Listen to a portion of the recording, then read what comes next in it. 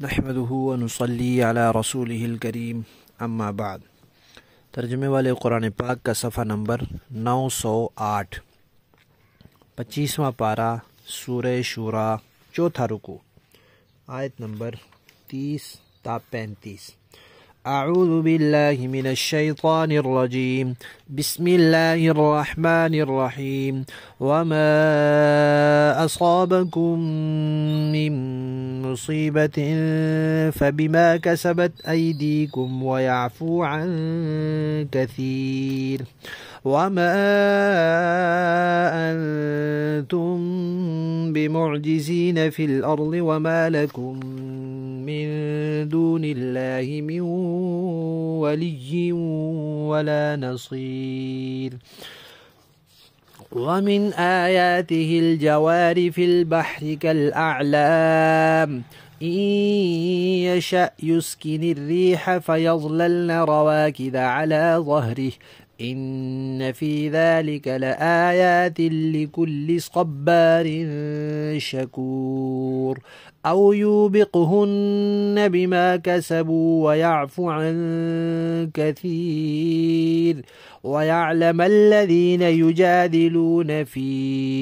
آياتنا ما لهم من محيص۔ صدق اللہ العظیم۔ پچھلی آیات میں اللہ تعالیٰ نے اس بات کا تذکرہ کیا ہے کہ اگر اللہ تعالیٰ سب لوگوں کو مالدار کر دیں تو زمین میں فساد ہو جائے، نظام بھی سارا رک جائے اور بگاڑ بھی پیدا ہو جائے۔ اب اللہ تعالیٰ یہ فرما رہے ہیں کہ اے انسانوں، اے گنہگارو، تمہیں جو کوئی تکلیف اور مصیبت پہنچتی ہے وہ تمہارے اپنے ہاتھوں سے کیے ہوئے کاموں کی وجہ سے ہوتی ہے،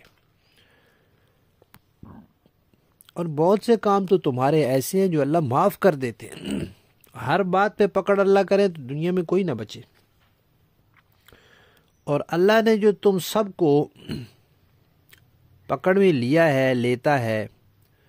اور تم سارے مقابلے کے لیے اکٹھے ہو جاؤ تو تم اللہ کے ساتھ مقابلہ نہیں کر سکتے، اللہ کو عاجز نہیں کر سکتے، اللہ کو نہیں ہرا سکتے۔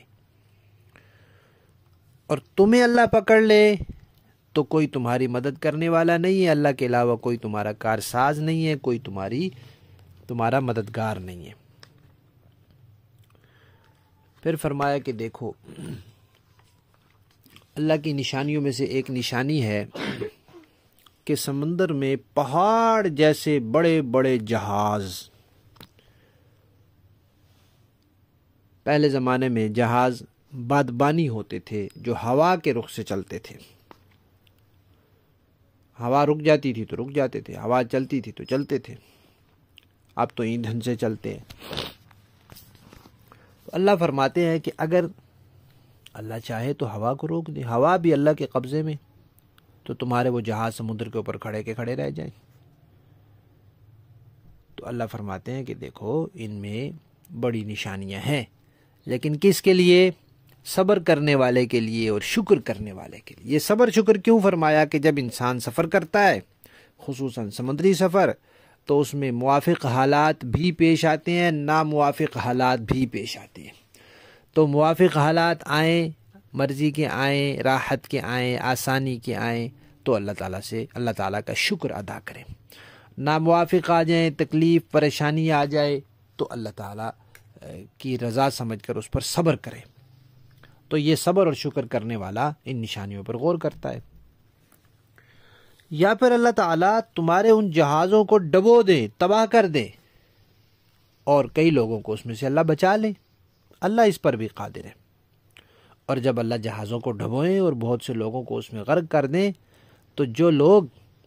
اللہ تعالیٰ کی آیتوں میں جھگڑے نکالتے ہیں، دین کی مخالفت کرتے ہیں، وہ اچھی طرح جان لیں گے کہ وہ کہیں اللہ سے بچ کر بھاگ نہیں سکتے۔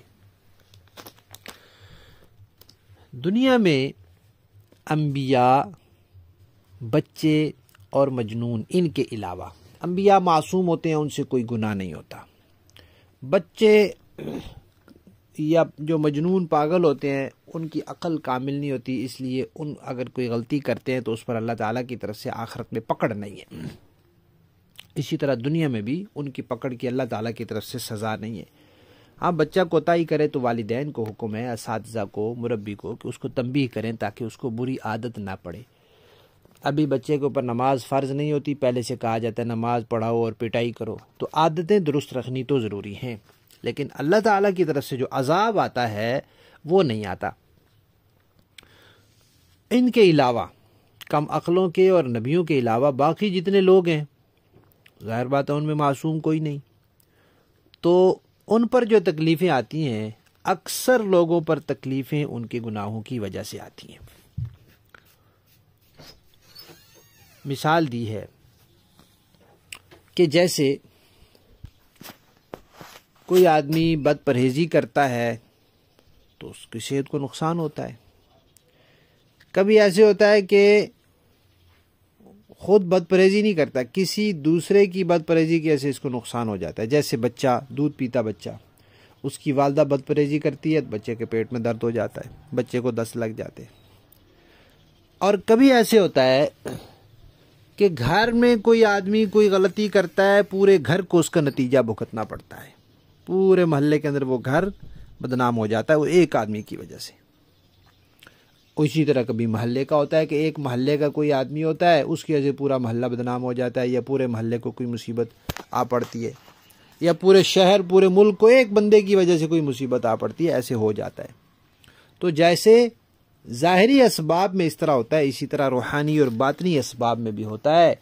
کہ انسان کوئی کوتاہی کرتا ہے، کوئی غلطی کرتا ہے، کوئی گناہ کرتا ہے، اللہ کے حکم کی خلاف ورزی کرتا ہے تو اس کو نقصان ہوتا ہے، یا پھر اس کی نحوست اس کے پورے گھر والوں کو لے ڈوبتی ہے، یہ پورے علاقے محلے والوں کو لے ڈوبتی ہے، تو ایسا ہوتا ہے۔ تو جو تکلیفیں انسانوں کو پہنچتی ہیں، جو پریشانیاں آتی ہیں، اکثر اوقات یعنی کوئی قاعدہ کلیہ نہیں ہے، اللہ تعالیٰ تکلیفیں بھیجتے ہیں درجات بلند کرنے کے لیے بھی، اور نبیوں پر تکلیفیں آتی ہیں، وہ کیوں آتی ہیں؟ ان کے درجات بلند کرنے کے لیے، اور اس لیے کہ وہ نمونہ ہے امت کے لیے،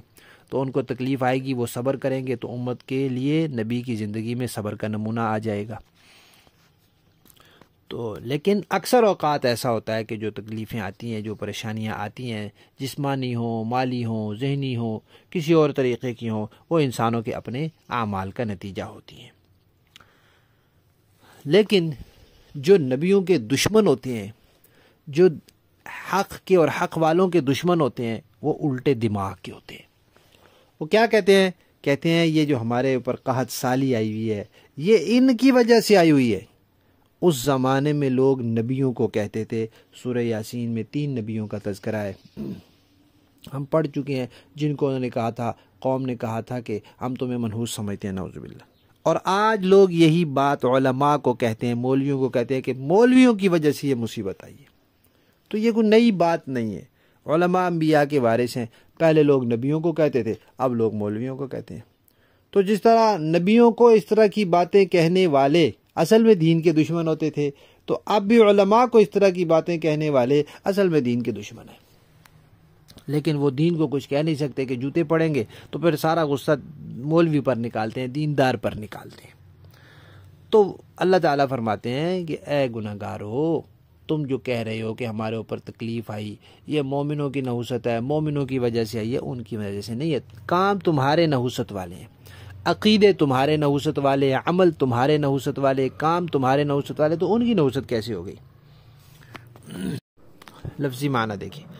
وما، اور جو کچھ، اصابہ، پہنچے، کم، تمہیں، یا پہنچتی ہے تمہیں، من مصیبت، کوئی مصیبت، فبما، تو بسبب اس کے، کسبت، جو کمایا، ایدیکم، تمہارے ہاتھوں نے، ویعفو، اور معاف فرما دیتا ہے اللہ تعالیٰ، عن کثیر، بہت سی چیزیں تو معاف کر دیتا ہے، ان کی تو پہنچتی نہیں تکلیف تمہیں۔ وما، اور نہیں ہو، انتم، تم لوگ، بمعجزین، ہرانے والے اللہ کو، فی الارض، زمین میں، وما لکم، اور نہیں ہے تمہارے لیے، من دون اللہ، اللہ کے سوا، من ولی، کوئی ولی، کوئی کارساز، ولا نصیر، اور نہ کوئی مددگار۔ ومن آیاتہ، اور اللہ کی نشانیوں میں سے، الجوار، جہاز ہیں فی البحر سمندر میں، کل اعلام پہاڑوں جیسے، این یشاء اگر اللہ چاہے، یسکن ٹھہرا دے، الریح ہوا، فیظللنا تو پھر کھڑے کے کھڑے رہ جائیں، پھر رہ جائیں وہ جہاز، رواکد کھڑے کے کھڑے، علی ظہری سمندر کی پیٹھ پر، ان فی ذالک بے شک اس میں، لا آیات البتہ نشانیاں ہیں، لکلی ہر اس کے لیے، صبار جو بڑا صبر کرنے والا، شکور بڑا شکر گزار ہے، او یا پھر اللہ تعالیٰ یوبقہن ہلاک کر دے ان جہازوں کو، یعنی ان جہازوں کو ڈبو دے، جہازوں میں بیٹھنے والوں کو ہلاک کر دے، بیما بسبب ان کے کسبو جو انہوں نے کمائے، یعنی جو ان کے برے اعمال ہیں، ویعفو اور درگزر کر دے، عن کثیر بہت سے لوگوں سے کہ وہ پھر بھی بچ جائیں، ویعلم الذین اور جب اللہ انتقام لے تو یعلم جان لیں، الذین وہ لوگ، یجادلون جو جھگڑے نکالتے ہیں، فی آیاتنا ہماری آیات میں، کیا جان لیں کہ ما لہم نہیں ہے ان کے لیے، من محیص کوئی خلاصی۔ با محاورہ دیکھیں جی، وَمَا أَصَابَكُم مِّن مُّصِيبَةٍ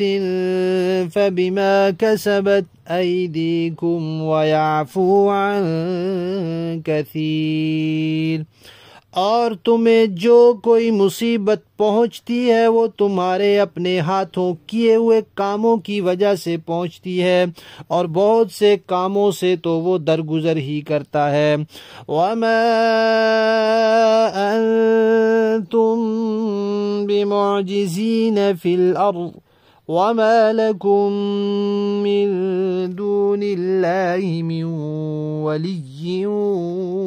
وَلَا نَصِيرٍ،